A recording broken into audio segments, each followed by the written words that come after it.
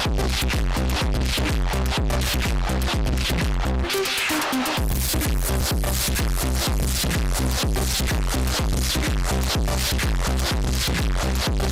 episode is part 2 with the Honourable Minister for Foreign Affairs, Mr. Geoffrey Onyeama.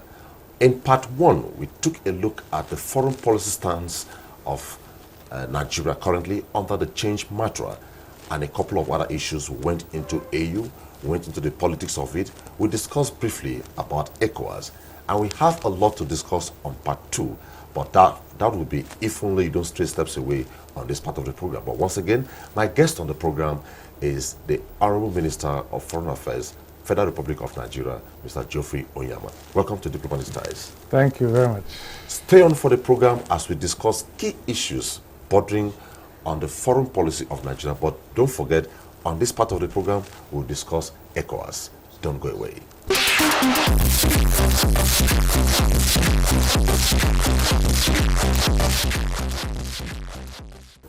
Recently, we had a trade delegation from the UK. We had a trade delegation from China, which is coming back to back or follow up to Mr. President's visit to China. And we also had recently an envoy from Iran to Nigeria. What are the implications of this visit to Nigeria? Because these are some of the results of the trips you made with Mr. President outside Nigeria. Yes, I mean, they're follow-ups. We really want to boost trade, with these countries, and we have to, follow up on the agreements that have been signed and identify concrete areas to cooperate with those countries. That's all? I mean, it's a follow-up, it's implementation. Nigerians see a team like this coming to the country. For instance, when the UK trade delegation came to Nigeria, they said it is because of the new change wave in Nigeria. There's some confidence in the government and what have you, and they finished and left. So naturally, when they come like that, we expect the layman on the street expect a fallback. For instance, I had a discourse with a former envoy of Nigeria to Thailand, and the question was, within the diversification policy of the Federal Republic of Nigeria today, Thailand offered to assist in the area of agriculture, mostly in rice production, and the question was, where are we with it? And he said the diplomatic issues are undergoing processes and what have you. Why normally does it take this long? Because Nigerians are so much impatient, they're waiting for things to happen. Yeah. For sustainability, you have to really plan, especially if you look at the agricultural, area, and put in place the building blocks. It's not going to be overnight, that you're going to see immediate results.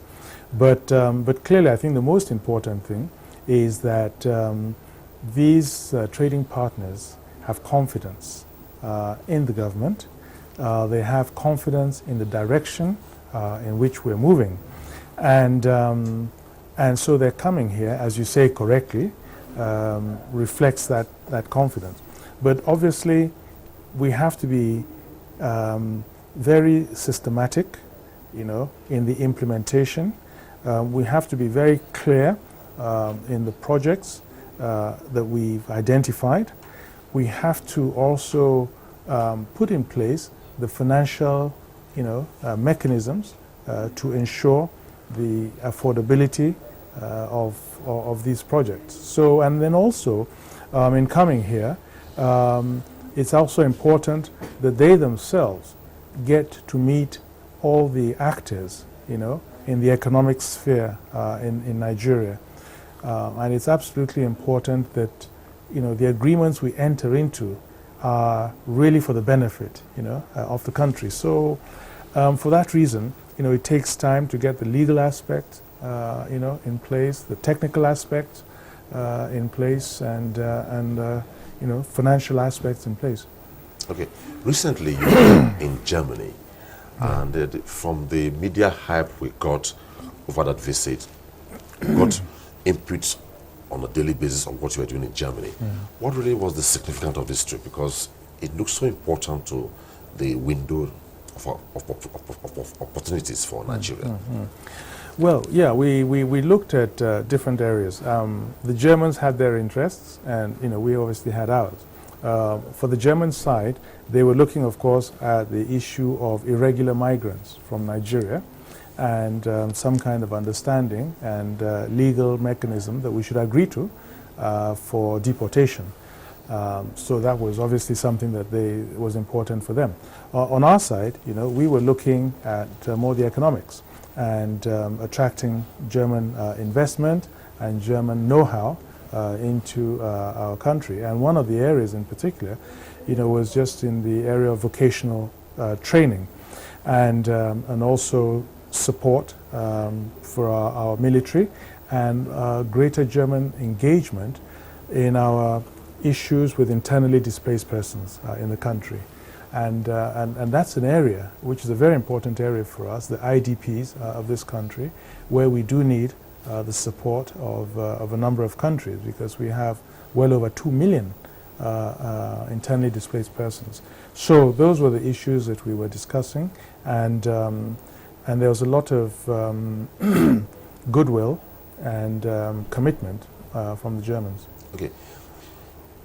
I had a chat recently with the Venezuelan ambassador to Nigeria, and I asked him, when you got a posting to Nigeria, what was your impression? And the answer he gave me was, he went to the net, and all he saw about Nigeria was a place that was just a very unsafe place to go.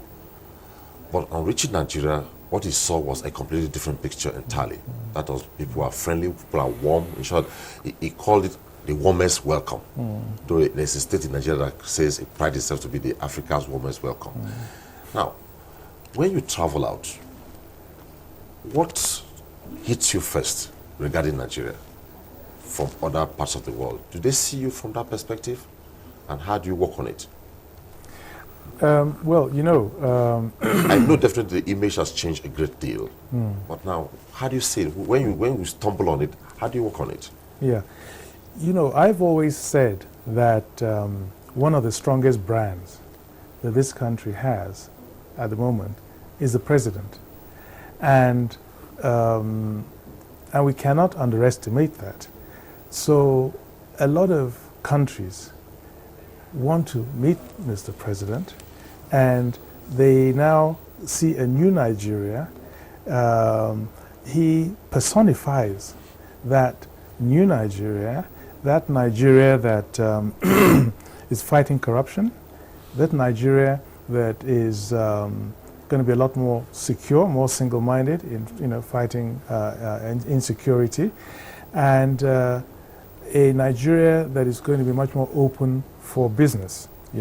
So when I travel, to answer your question specifically, I benefit from the fallout of that persona of Mr. President, So I am received very much as, somebody representing the new face of Nigeria, the changed Nigeria. And that's a very good thing. And that's what we have to sustain, and we have to build, in other sectors, so that it's not just, the sense that it's one individual, the president, that represents that. But we really need to convey the idea that it is filtering to the whole country. Okay, follow up. What would you say if somebody asks you, Geoffrey Onyeama became Foreign Affairs Minister in Nigeria when there was a paradigm shift image-wise for Nigeria? What would you say? Would you say you're lucky or you're privileged, or what would you be saying to the person? I'm honored. Of course, I'm honored to serve. I feel very privileged. When I was appointed under this government by this president, I felt it was a particular privilege and honor, because he is identified he has an image of a very positive image, and so if you're appointed by that government, by that president, to a large extent, it also speaks to you. It's as if, that you have those positive qualities that he has, that he espouses, and that's why you were part of that government. So it's a great honor and because a I great imagine privilege. if you were a foreign affairs minister then, each time you had the cost to travel, you'd be like, what I'm going to confront again. That leads me to the next question. So many questions and concerns were raised when there was a mood swing. We had this trend or tradition where when ambassadors are appointed, you find a full-scale list dominated by politicians. But for the first time in many years, we now have it the other way. We have more of career diplomats, and maybe later to be filled up from your explanations to the National Assembly on why some states were left out, and you gave that explanation, and it is clear that most likely the leftover now maybe will be filled up by non-career diplomats. What informed this policy reversal? Was it a policy or it was just a trend that crept in? Well, no, I think I think it also reflects the vision of Mr. President. You saw that, I think, also in his nomination of ministers. You know, he is looking at results, you know, and he is looking at identifying people with the technical capabilities to deliver results in various areas, and not so much on the politics side. So I think that the ambassadorial list reflects, you know, just the general vision of Mr. President to really have technically capable people doing technical work. Okay, not the other way around. It was not punitive because people saw it as a new thing. How come? Because we definitely, after elections, I won, a lot of things happened, and when we heard new ambassadors had been expected, and all we hear was career ambassadors, and everyone was surprised. Some saw it as new. Those of us are privileged to know that it's a turn in history. There came a time for you to be an ambassador, you must be a career diplomat to be an ambassador. So I believe you have given some explanation to this. So how soon are we expecting the non-diplomats to be announced? Yeah, well, no, I don't say that you have to be a career diplomat to be an ambassador, because at the end of the day, an ambassador is just the representative, or is a representative of the head of state in any given country. So you don't have to be a diplomat to represent the country and represent it well, or represent Mr. President.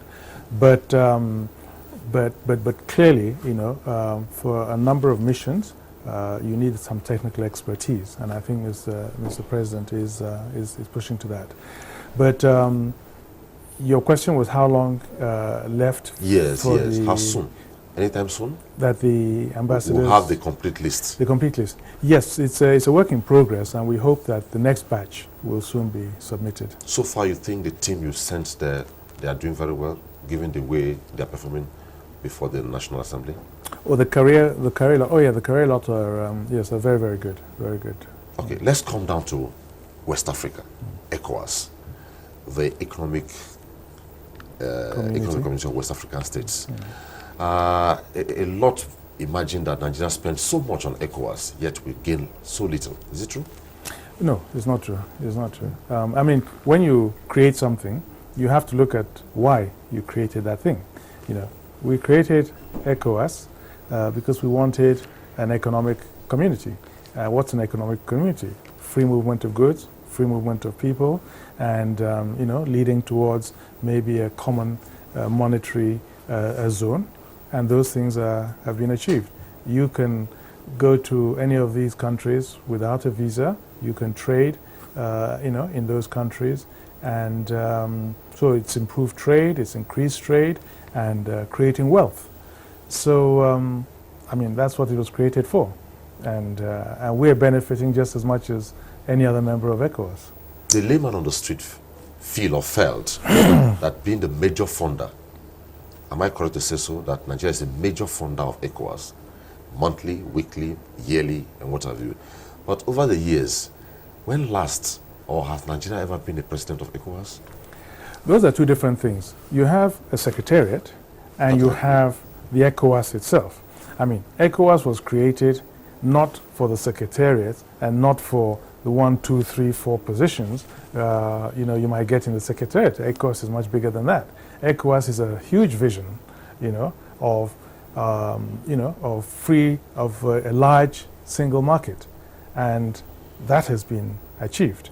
And that's what Nigeria, committed itself to, and why Nigeria created it, and why Nigeria is participating in it.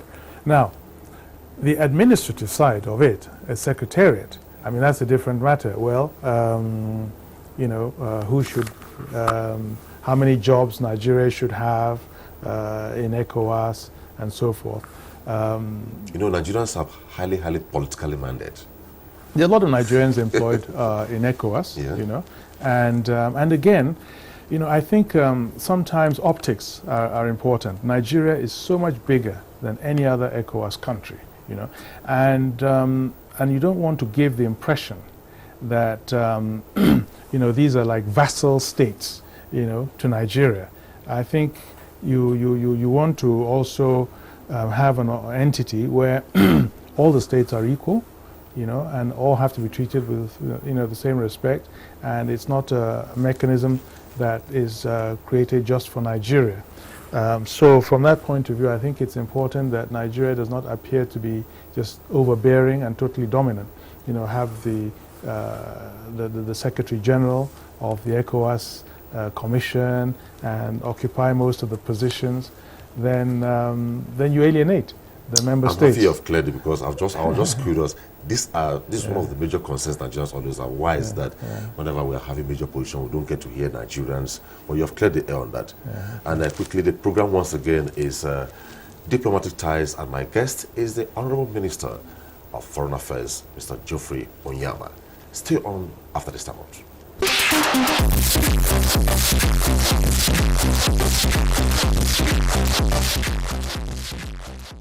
Before we went on break, we were talking about ECOWAS, and you cleared the air. But will you say, generally, you are very satisfied with all the policy trends by ECOWAS in terms of security, movements, and what have you?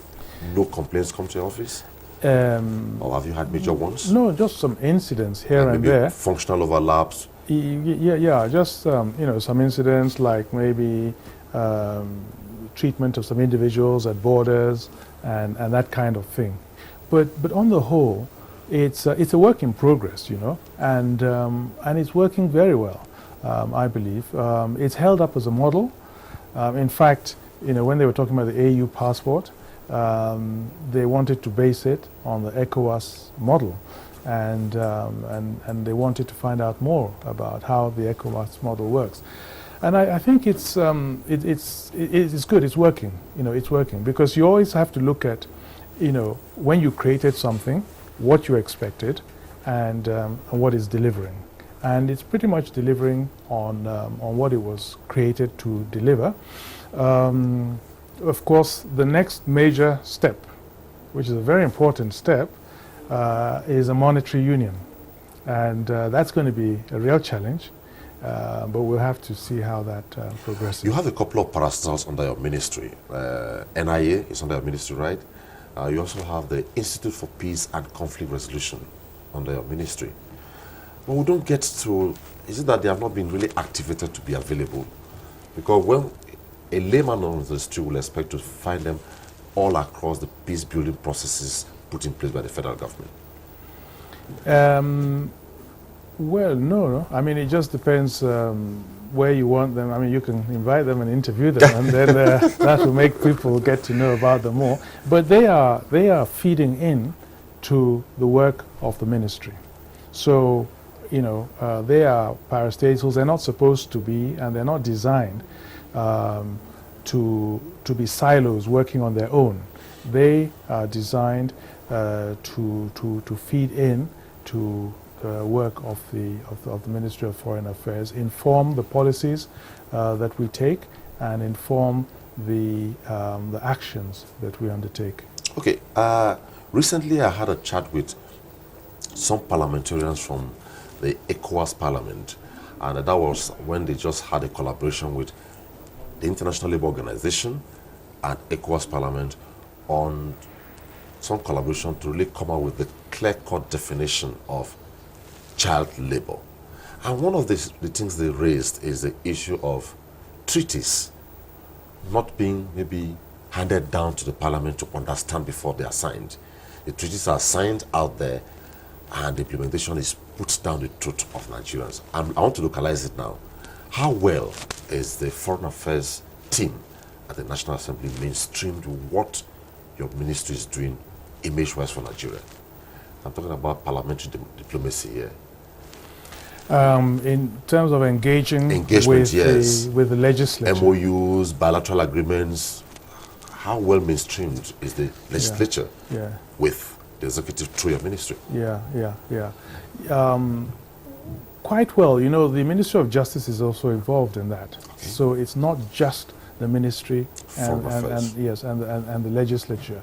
But it's an area that we're looking at, actually, to engage a lot more with the legislature, to keep them abreast. They have, of course, the Foreign Relations Committee of the Senate and of the House, and to keep them much more abreast of the treaties that need to be domesticated by them or ratified by the country.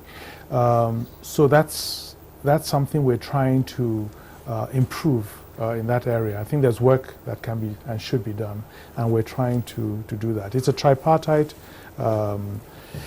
arrangement, as I said, with the Ministry of Justice, but we're working in that area. The diaspora, this year's diaspora just ended, and you were there? Yes. Okay, what's your impression so far?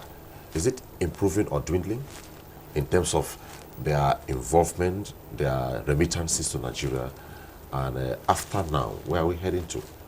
Yeah, well, we have an initiative, of course, in the Ministry of Foreign Affairs, where we're trying to set up a matchmaking database for the diaspora to match diaspora skill set with Nigerian employers and partners.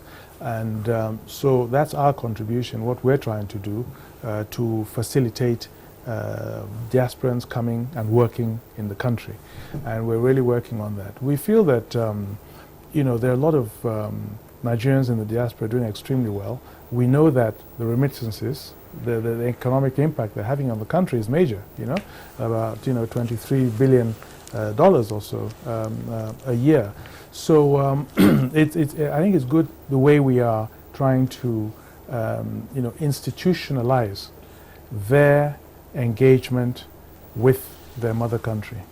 Okay, there is, may so rest in peace, Chief Ojomadwekwe just passed on, and we watched you when you visited the family to pay condolences, and I believe you'll be involved when the obsequies begins. But he was noted for one position, citizenship diplomacy. I'm sure you're aware of this. Do you plan to sustain this? Yes, we do. We do. As I understood it, citizen diplomacy was where your foreign policy will give greater priority to the welfare of Nigerians, citizens, around the world, But this is very much part of what the foreign ministry is there to do anyway, and it's something that we do, but it's something that we also are going to give greater attention to. And in this context, I met with my counterpart in the Ministry of Interior, because as you know, in a lot of the embassies around the world, the immigration services come from the Ministry of Interior, and they have a presence in all our embassies. And I've spoken to my counterpart, the minister, to look at how we can improve the services of our consular services to the individual Nigerian in this context of citizen diplomacy. So, on a very lighter note now, how regular do you interface with career diplomats serving, mostly the ones who are no more in active service? Do you interface with them? Very much so, very much so. They have associations. We meet and we try to engage them even as consultants. And it's just that we've been very busy the first few months, but we're trying to set up a think tank of a lot of, and invite a number of them so that they can institutionalize the input that they are making into the work of the foreign ministry, because they have a lot of experience and a lot of them have, a lot of talent. And we feel that we can and should be exploiting, taking advantage of that. Let me also ask you a layman's question. I know I'll still be engaging with you because diplomatic ties is, let me say, more or less a program tied directly under your ministry. Okay. I know sometimes, somewhere, you imagine that you get somewhere in life, and today you're the Minister of Foreign Affairs, Federal Republic of Nigeria. You intend to leave a legacy, no matter how short you serve in this capacity. Can you give us a snippet?